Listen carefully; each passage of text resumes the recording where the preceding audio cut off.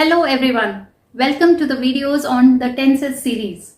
We talked about actions which have already happened. We talked about actions which are happening right now, and now we are going to talk about actions which have not yet happened, which we plan to do and happen later in future.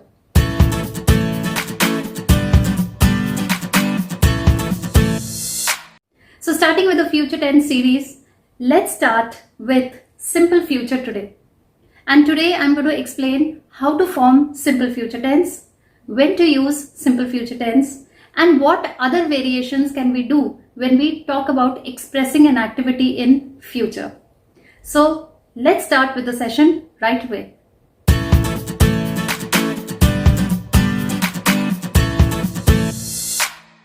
Now when it comes to formation of this tense, here we need to understand that subjects are not categorized as singular or plural. Here, the subjects will be categorized as first person, second person, or third person. First person is the speaker of the words, like I or we. Second person is the person to whom we speak directly, like you. And he, she, it, or any other person by name will be taken as the third person. Considering the list of the subjects here, I and we will come under first person category. Okay, you comes under second person, and they, he, she, it all comes under third person. But when we are forming future tense, we will take the first person as a separate category and all others as a separate category. So with I or we will always use the modal auxiliary verb shall. Now shall or will are taken as modal auxiliary verbs. So with first person we use shall, and then we will write the base form of the verb. Let's take the verb dance today. So when we make sentences with it, it will be I shall dance and we shall dance. Coming to the second person or the third person is the auxiliary verb will, which will be used here. And after will, we'll again use the base form of the verb. So let's make sentences on this. You will dance. They will dance. He will dance. She will dance. It will dance. Naman will dance. And Nita will dance. Coming to the negative category, all we have to do here is just add a not after the modal auxiliary verb. Like for I or we, will always use shall, right? Then after shall, we will use the word not to make it negative and add the base form of the verb. For example, I shall not dance. We shall not dance. Now shall not can also be used in the contracted form and make it shan't. We have seen this in the model video also. Coming to the next category of subjects, we will have will as the auxiliary verb, followed by not and V1 form of the verb. Now will not can also be written in the contracted form like won't. So we can have sentences like you will not dance, they won't dance, he won't dance, she will not dance, it won't dance, Naman will not dance, Nita will dance. Let's go to interrogatives, and as the category says that we have to take modal auxiliaries first, then the subjects, not if required to make negative interrogative, and then followed by the V1 form of the verb.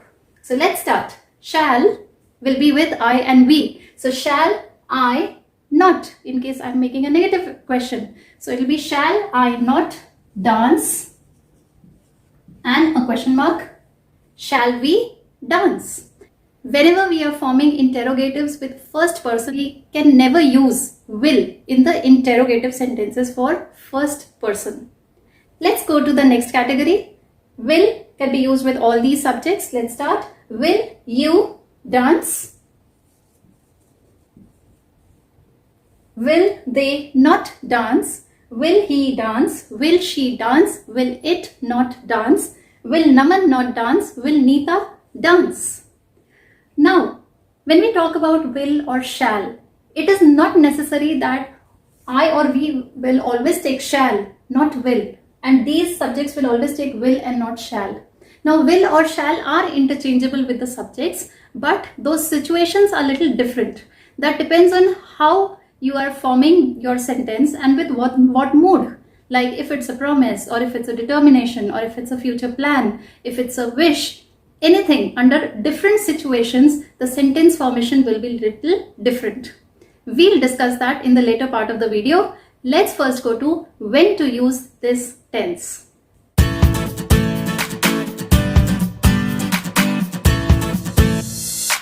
As I had told you earlier that future tense will be used when actions have not yet happened. They will happen at a later point in time. So let's look at some examples here on that usage. I shall go to the market. Now look at the subject use here. It is I, and with first person I am using shall, right? Next, she will cook for her children. What's the subject here? Third person, and I am using will here. Let's look at the second usage, wherein we can use future tense to express opinions about a situation or to express assumptions about future happenings. For example, I think he will win the race. It's an opinion. Perhaps we shall reach earlier than them. Now it could be either an opinion or an assumption.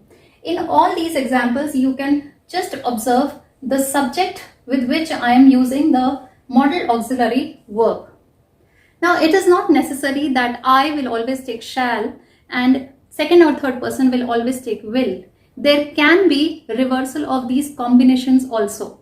Let's look at some situations in what cases will we use will with the first person and shall with the second and third person.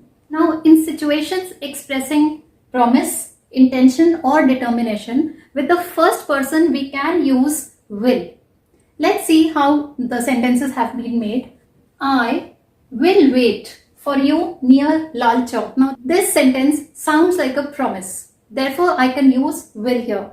Next, we will wait for you. Now this expresses intention. We will win this match for our country. Now this sounds like a determination. So if I'm making a sentence in such situations, I can use will with I or we. Coming to the next category, that is the second or the third person, I can use shall. Now what are those situations? Let's see here. If I'm making a promise like you shall get your books tomorrow, then I can use shall here. If I'm talking about a duty or a determination, then I can say like this, they shall save their motherland.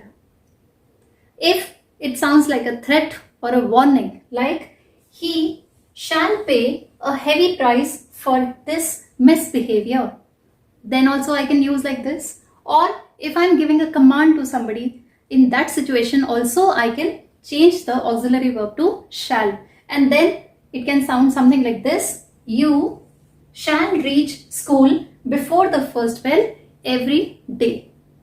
So after seeing these exceptions, let's move on to some other variations in which we can create future sentence without using shall or will.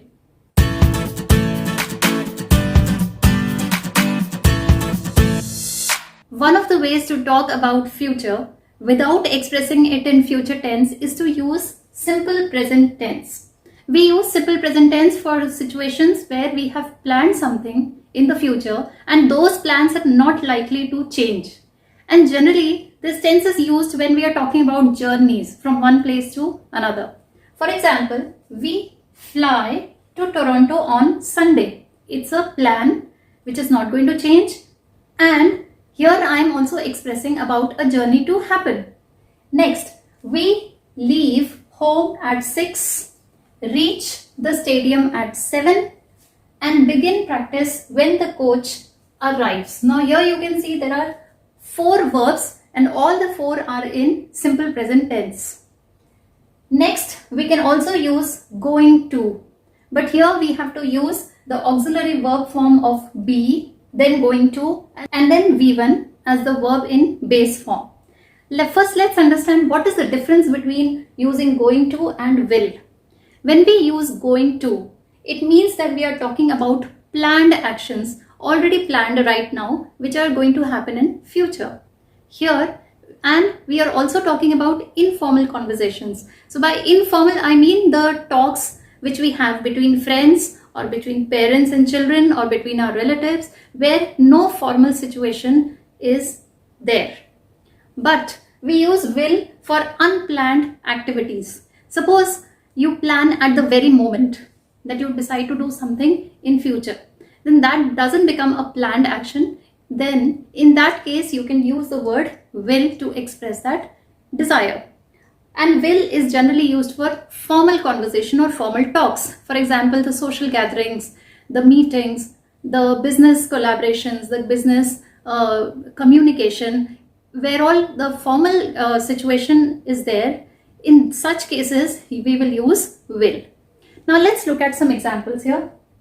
I am going to become. Am is the present form of auxiliary verb be, going to begin a new business. Now this, that I'm going to start a new business, is already planned by me. That is why I can use going to.